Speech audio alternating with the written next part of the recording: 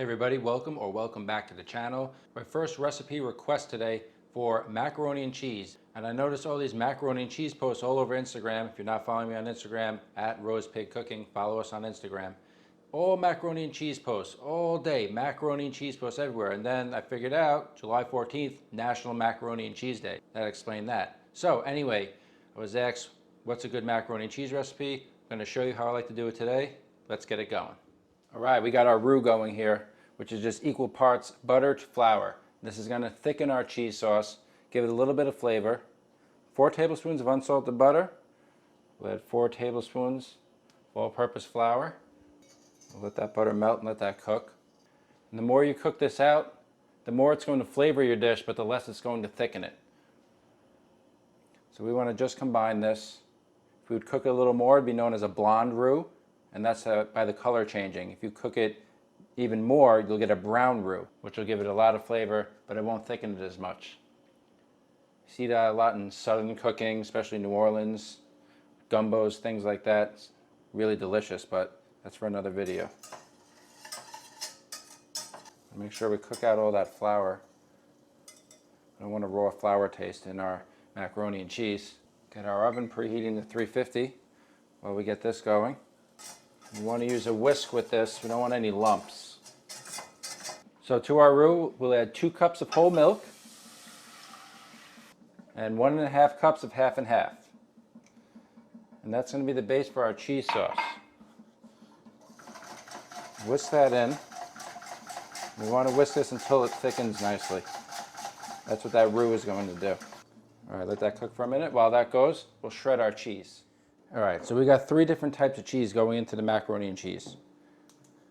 So I got blocks here of sharp cheddar. And you want to get blocks and grate them yourself. Grab a box grater and just grate it. And the reason you want to grate it yourself is it's more convenient to buy the pre-grated cheese, you know, in the bag in the grocery store. But that cheese, it's coated with like a chemical starchy substance. I think someone said once it's potato starch, or I don't know, I'm sure it's some sort of chemical, and that keeps the cheese from clumping. But what that does is it's not going to melt nicely. And obviously macaroni and cheese, it's all about the cheese.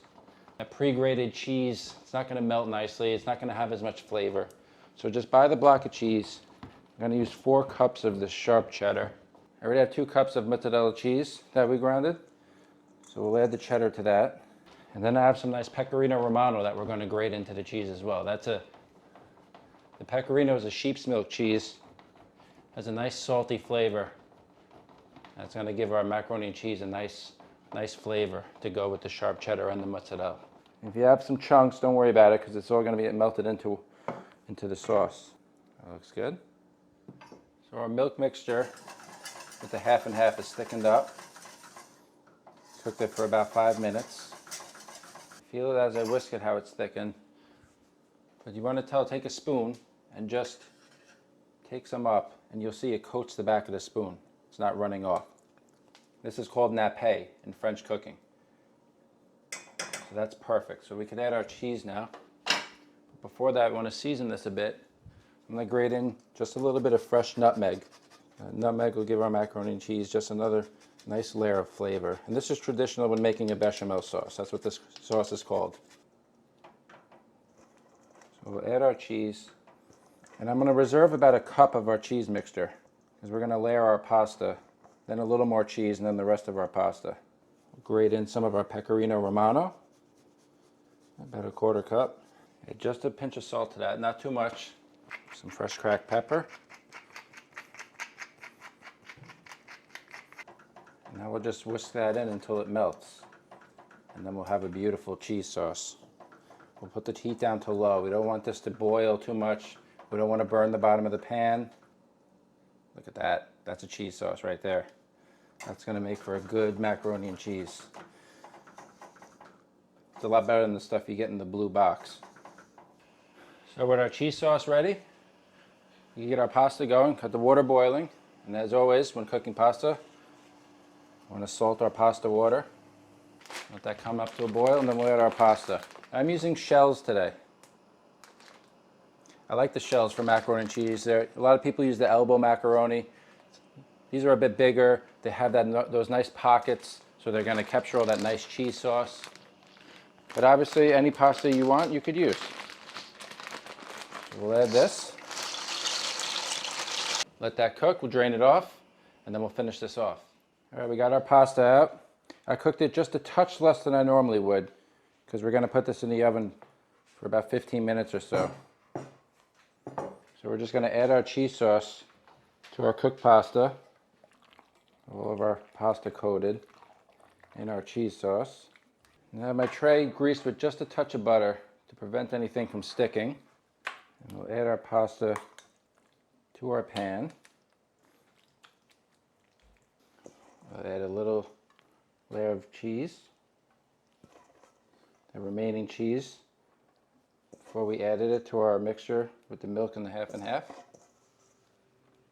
And again, you can mix and match any type of cheese you want. You can use Monterey Jack cheese, have a little bite of spice, white cheddar, Gouda, Gruyere, any type of cheese you like. We'll add the rest of our pasta to that. Some pecorino romano. I like to put a little bit of smoked paprika on the top there for another layer of flavor. A little bit of color too. That looks good. And then finally, a layer of Panko breadcrumbs right on the top. Our macaroni and cheese, a nice crust, nice crunchy bite. And then just some butter on the top of that, so we get some nice color from our breadcrumbs. No one said that this is the healthiest dish, but it's what they call a comfort food. So we'll put that in the oven about 15 minutes, and then we'll give it a check. We'll finish this off, give it a taste. All right, we got this out of the oven. Looks real nice. Crust browned nicely. Let's put some on a plate here. Oh yeah.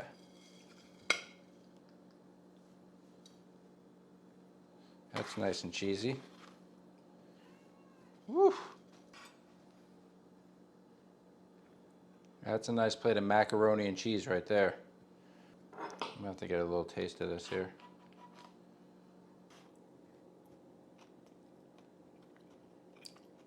Oh, it's still a little hot. Really good though, really delicious. Obviously no shortage of cheese flavor in that, but what I really like about it is that nutmeg. Really get a nice hint of that nutmeg, the paprika as well. Of course the crunch from our panko breadcrumbs. That's a delicious macaroni and cheese right there. I'll link all the ingredients in the description so you can give this macaroni and cheese a try. Don't forget to hit that like button, subscribe to the channel, and hit the notification bell so you don't miss a video. New videos every week. Thanks for watching, and we'll see you next time.